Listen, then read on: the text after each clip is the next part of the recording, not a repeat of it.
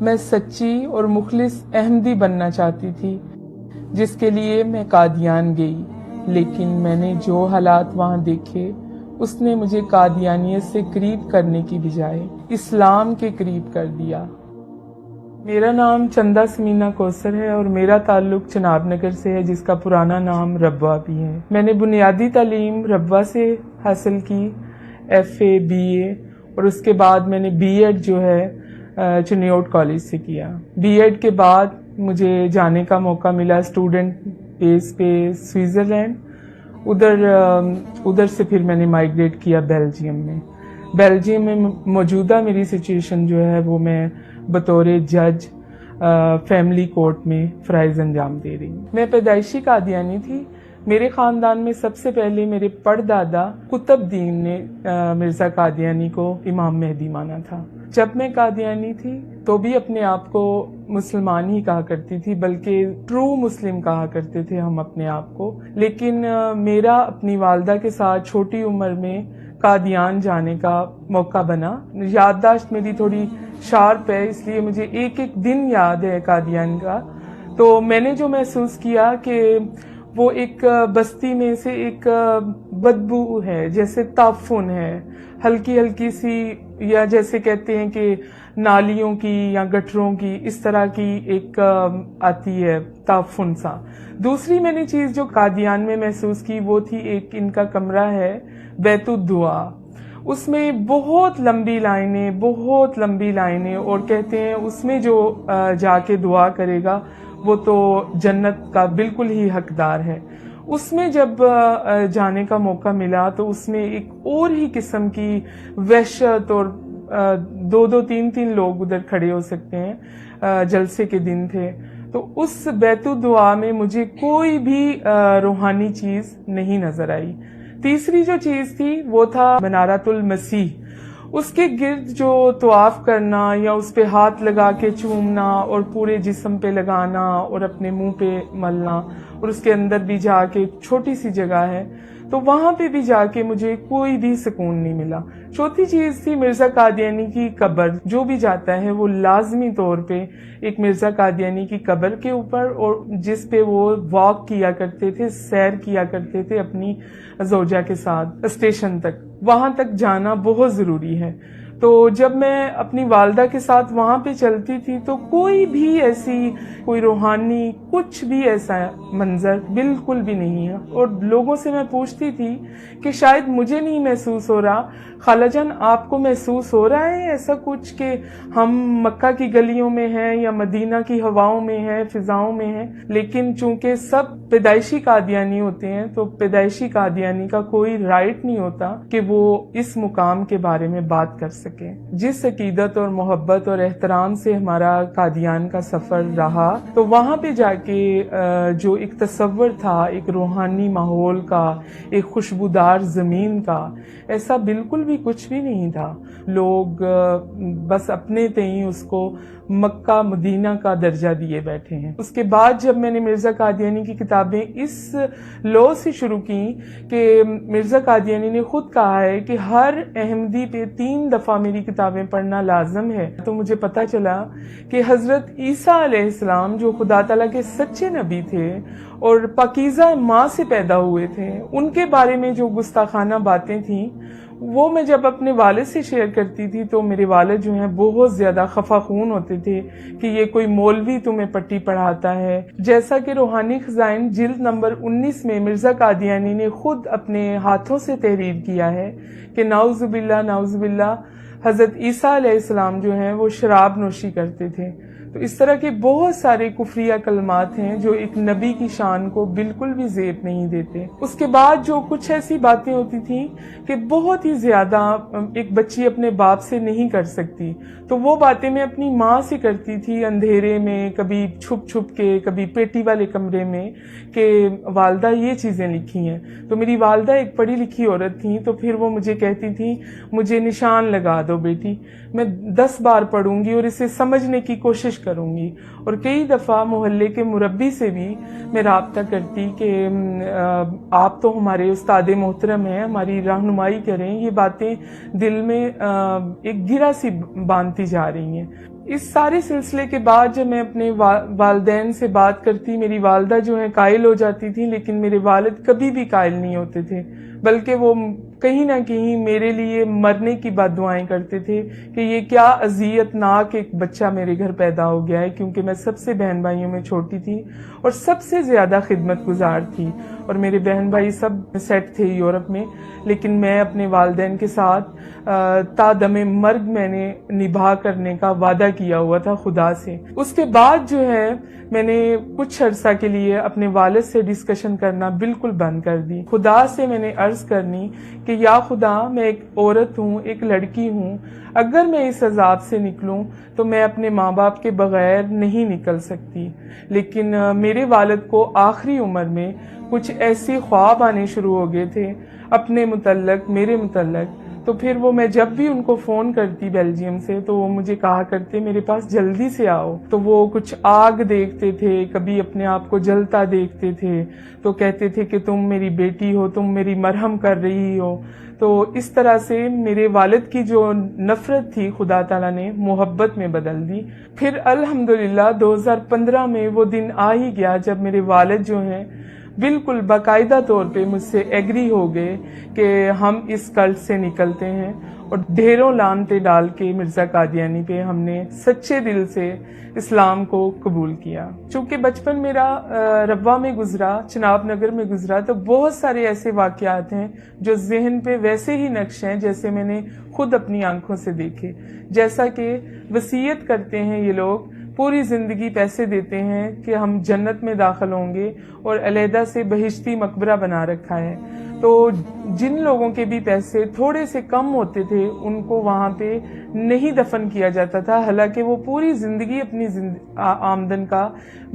حصہ باقاعدہ دیتا رہا۔ اگر تھوڑے سے پیسے کسی بیماری کی وجہ سے یا بڑھاپے کی وجہ سے یا پریشانی کی وجہ سے وہ ادا نہیں کر سکا تو ان کا میں رحم کہیں پہ بھی نہیں دیکھتی تھی، اور اس کو امانتاً نارمل جو عام قبرستان ہے اس میں دفن کر دیا جاتا تھا۔ اور میرے والد چونکہ بزرگ تھے اور نظر بھی کمزور تھی اور بہت دعاؤں والے آدمی تھے، ان کو انوائٹ کیا جاتا تھا کہ فلاں وقت میں آپ آئیے، وہاں سے اس میت کو اٹھا کے نکال کے پھر بہشتی مقبرہ میں اس شرط پہ داخل کیا جاتا تھا جب تک وہ اپنے بقایا جات ادا نہیں کر دیتا تھا۔ 4 دن بعد یا 5 دن بعد، تو میں چھوٹی تھی تو اپنے والد سے ضد کرتی تھی کہ میں بھی آپ کے ساتھ ضرور جاؤں گی، مجھے دیکھنا ہے۔ جب اس کو نکال کے ایک ریڑھی سی ہوتی تھی اس کے اوپر رکھا جاتا تھا، اس وقت میں میرے والد کے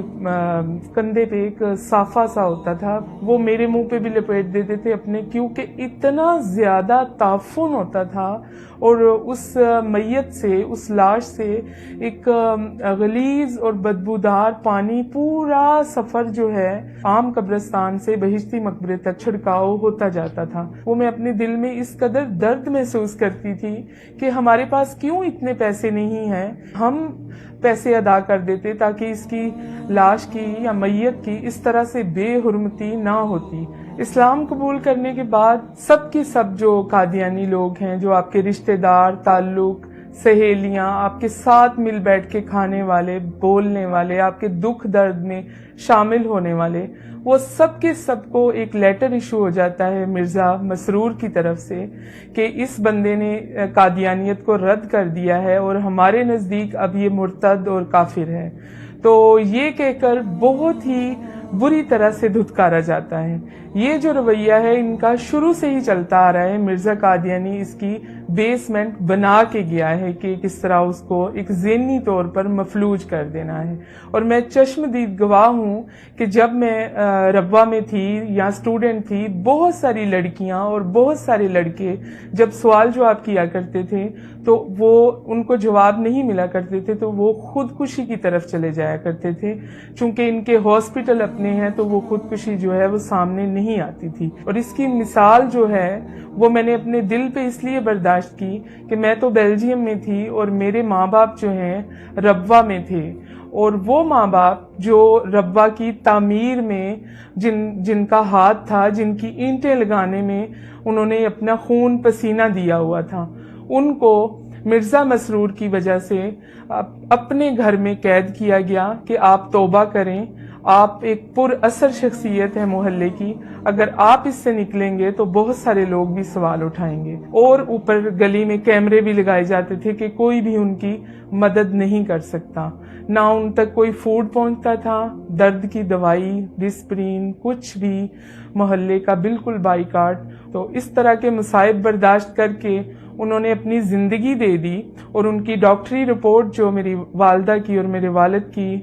ڈیتھ سرٹیفکیٹ پہ ہے، وہ ہے کہ cause death because of hunger, بھوک کی وجہ سے موت۔ نہ کوئی ہارٹ کا مسئلہ تھا، نہ بلڈ پریشر کا، صرف ان کی وینوں کو جب چیک کیا گیا تو تقریباً 13 دن سے ان کے اندر کچھ بھی نہیں تھا، نہ پانی نہ روٹی، کچھ بھی نہیں تھا۔ اور وہ چھت پہ کھڑے ہو کے گلی میں لوگوں سے فریاد کرتے تھے کہ ایک سوکھی روٹی دے دو۔ وہ عورت جو قادیانی مربیوں کے لیے 40 لوگوں کے لیے ایک ٹائم میں کھانے بناتی تھی، وہ آخری عمر میں ایک لقمہ روٹی کے لیے ترس گئے اور دنیا سے چلے گئے۔ میری والدہ کی بھوک کی وفات کے بعد میرے والد جو تھے وہ گھر میں اکیلے تھے، ان کے پاس نہ کوئی راشن تھا، نہ کوئی پانی تھا، نہ کوئی صاف کپڑے تھے، نہ کوئی دوائی تھی، کچھ بھی نہیں تھا۔ تو وہ اکیلے تھے۔ پھر میں نے رابطہ کیا UNO کے ادارے سے اسلام آباد میں کہ آپ میرے والد کو ایمبیسی کے تھرو چیک کر سکتے ہیں، کیونکہ میرے والد اور میری والدہ جو ہیں بیلجیم رہنے کے بعد وہ بیلجیم کے بھی سٹیزن رہ چکے ہیں، لیکن ان کا دل نہیں لگتا تھا تو وہ واپس آ جاتے تھے۔ اس سچویشن میں جب اسلام آباد کی ایجنسیوں نے ادھر سے رابطہ کیا تو میرے والد جو ہیں وہ گھر پہ نہیں ملے۔ بالکل قریبی ربوہ کی ایک سڑک پہ میرے والد کو جب لوگوں نے پہچان کے دیکھا اور وہ اس ادارے نے جب ان کو چیک کیا تو ان کے منہ میں بہت سارے بجری کے پتھر تھے جو وہ چوس رہے تھے، اور جب ان کو کہا گیا کہ آپ کا گھر کدھر ہے تو ان کو گھر بھی یاد نہیں آ رہا تھا کہ میرا گھر کدھر ہے۔ قادیانی جو ہیں ان کے اوپر ایک الزام ہے کہ وہ اسرائیل کے بہت زیادہ قریب ہیں، اور میں بھی اس چیز کو الزام ہی سمجھتی تھی جب میں مختلف قسم کی دیواروں پہ یہ لکھا ہوا دیکھتی تھی کہ قادیانی جو ہیں اسرائیل کے یار ہیں، غدار ہیں، غدار ہیں۔ تو میں سوچا کرتی تھی کہ یہ کون سے ایسے مولاناز کو حق ہے جو قادیانیوں کو ایسا کہے یا باقاعدہ طور پر دیواروں پر تحریر کر دے۔ تو بہت ہی ایک غصے کی سی کیفیت پیدا ہوتی تھی۔ لیکن بیلجیم میں جانے کے بعد، ان کے سسٹم کے اندر جانے کے بعد، ایک تبلیغی طور پہ ان کا کام کرنے کے بعد اندازہ ہوا کہ یہ بالکل حقیقت اور حق اور سچ بات ہے، کیونکہ قادیانیوں کا ایک اعلیٰ سطح کا مرکز جو ہے وہ اسرائیل میں خود بنایا ہے، اور ادھر ان کا آنا جانا بھی ہے۔ اور 2014 میں باقاعدہ طور پر قادیانیوں نے چھوٹے چھوٹے ہر ایک کے کارڈز بنائے چپ کے ساتھ، جس میں آپ کی ہیلتھ، آپ کی ایجوکیشن، آپ کی عمر، آپ کیا کرتے ہیں، آپ پوری ایک بایوگرافی کے ساتھ، اور یہ انہوں نے اس نام پہ بنائے کہ یہ ہماری سیکورٹی کے طور پہ ہیں۔ لیکن وہ ایک قسم کا معاہدہ تھا اسرائیل کے ساتھ کہ ہم پاکستان کی طرف سے یہ والی کمیونٹی جو ہے وہ اتنی تعداد میں آپ کے ساتھ شانہ بشانہ کھڑے ہیں۔ تو میری یہ بات کا وہم اور یہ ایک غصہ اور نفرت یہ نکل گیا کہ یہ ایک الزام نہیں ہے، یہ حق اور سچ بات ہے۔ قادیانی جو ہیں وہ اسرائیل کے یار ہیں، اور یہ سچ ہے کہ قادیانیوں کو اسرائیل سے خاص قسم کی ایک انسیت ہے۔ ایک چیز جو میرے لیے اور بہت زیادہ قابل تکلیف تھی، اذیت کا باعث تھی، کہ جب بھی کوئی قادیانی مائیگریٹ کرتے ہیں پاکستان سے، یہ ایک ماحول کریٹ کرتے ہیں، سٹوری کریٹ کرتے ہیں پاکستان کے خلاف کہ مولاناز جو ہیں وہ ہمارے پیچھے چڑھ گئے، ہماری بچیوں کو خطرہ ہے۔ یہ صرف اور صرف پاکستان کو اس طرح سے ڈاؤن کرنے کی باتیں کرتے ہیں کہ یہ ایک بہت ٹیرورسٹ سا کنٹری لگتا ہے دیکھنے والے کو، جس کی ایک مثال یہ ہے کہ پاکستان کے جو تحفظات ہیں یورپ میں یا دوسرے ملکوں میں، وہ قادیانیوں کی وجہ سے بھی بہت زیادہ بڑھ چکے ہیں، جس کی وجہ سے پاکستان گرے لسٹ میں جانے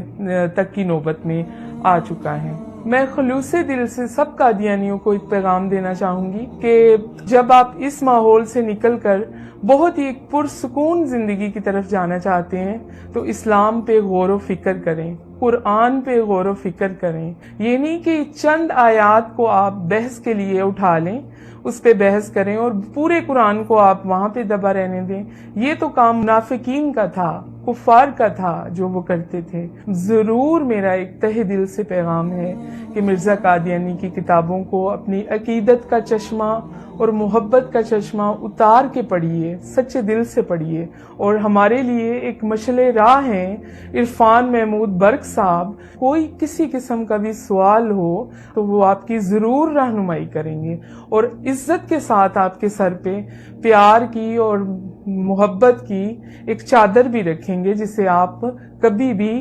اپنے سے دور نہیں کر سکیں گے. اب میری زندگی کا مقصد صرف اور صرف یہ ہے کہ جو لوگ اندھیروں میں بھٹک رہے ہیں، جن کو راستہ کچھ بھی دکھائی نہیں دے رہا اور وہ اپنے تئیں سوال کرتے ہیں، اپنے تئیں جواب لیتے ہیں، ان کے لیے ایک آسانی میسر کرنا کہ وہ بھی اس نور کو پہچانیں، اس حق کو پہچانیں اور ایک سچے سفر کو جو زندگی میں بھی کامیاب کرے گا اور آخرت میں بھی شفاعت کا باعث بنے گا. اور زندگی بہت ہی آسان ہے فرمان مصطفیٰ صلی اللہ علیہ وسلم کے ساتھ، اور مرنا تو اس سے بھی آسان ہے شان مصطفیٰ کے ساتھ.